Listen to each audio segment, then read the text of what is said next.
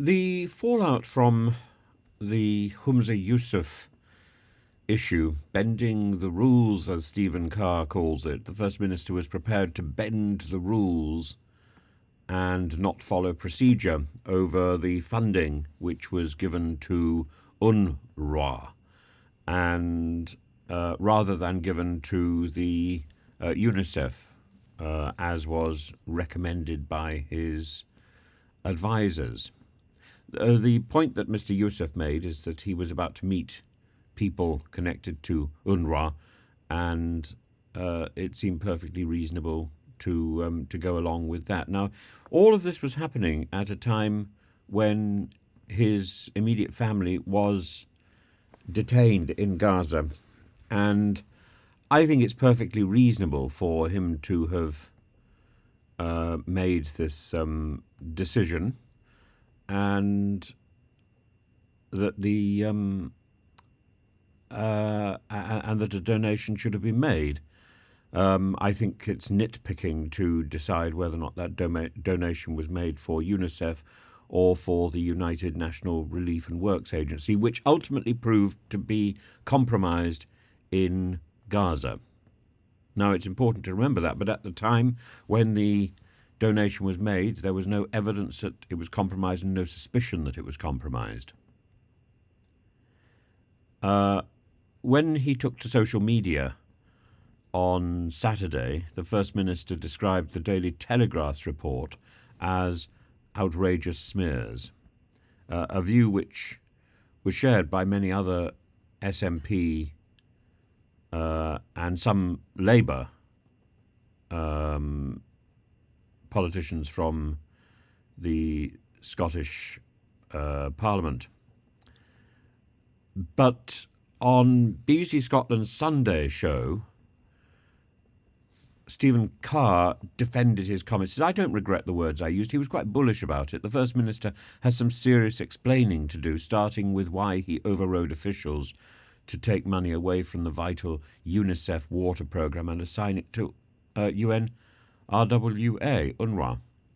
Well, Stephen Carr knows as well as anybody else the words of Mrs. Thatcher. Advisors are there to advise, and you can take or you can reject the advice. And advisors are not there to dictate the actions of a politician. That's from Thatcher. So if Stephen Carr doesn't accept the word of Thatcher, whose word does he accept on this? Now, he says that he says it looks as if the money was not budgeted and the First Minister was prepared to bend the rules and not follow procedure. Humza Yusuf has a clear conflict of interest in the awarding of aid to Gaza. Clearly, the fact that so many members of his family are either living in Gaza or are involved with Palestinian organizations raises significant questions about his motivation in using taxpayers' money in that area. But the funding was approved, was it not? And so whether the officials advised him to follow one particular route or another, the actual route which was followed went through a process of approval. And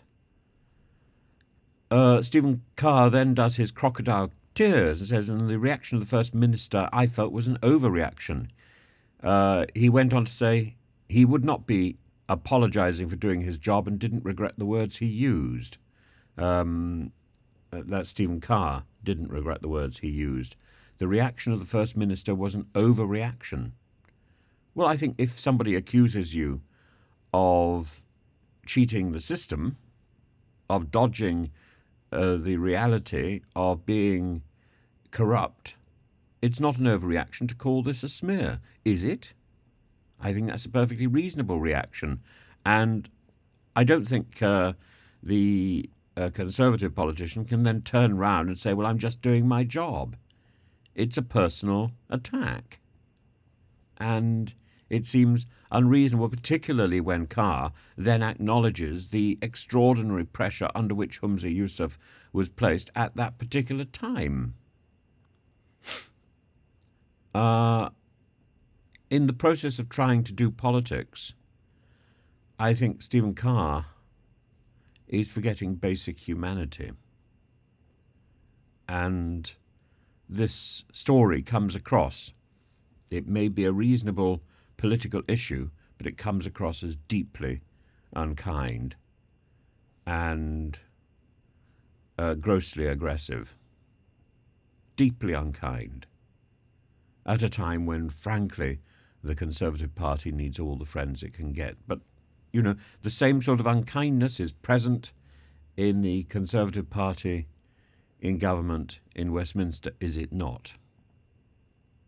Particularly in the Home Office. People who think they're right just because they're loudest, just because they have power. The entire Rwanda operation. The whole business of trying to get into this country without fingerprints, for example. If you're from Palestine, thank goodness that's been overlooked now. That's been accepted now, that the fingerprinting, you can't get fingerprints if you're in Gaza. It's absurd. Rather than looking at the principles behind the rules, these rather aggressive individuals, particularly in the Conservative Party, are only looking at the rules which they made, and they're imposing them in an irrational way. If the rule is there, that's the rule. But then, when they want to bend the rules, as for example in the PPE procurement issues, those rules are bent. And then it's an investigation, and it's a lot of hand-wringing to delay and delay and delay any form of explanation. But when it's anybody else, I'm only doing my job, and I think you're overreacting, they say. I think there's something wrong. The First Minister may have to explain what happened and why it happened. I think that's reasonable. But the aggression surrounding the questions put forward by Mr. Carr are unacceptable, particularly as Carr recognises and acknowledges the sheer stress under which Humza Yousaf was acting at that particular time. And I think Humza and his family have come out of this remarkably well. I should point out, of course, I have fondness for Humza. Humza and I were involved in issues some years ago, but I think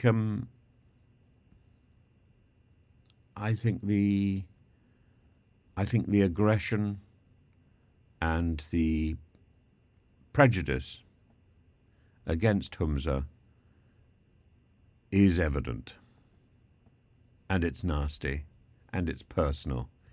Humza says, I cannot tell you the trauma my family has suffered, particularly during the weeks my in-laws were trapped there. To peddle far-right conspiracies in a newspaper is outrageous and will only encourage a further pile-on of vile abuse my family and I have suffered throughout this period.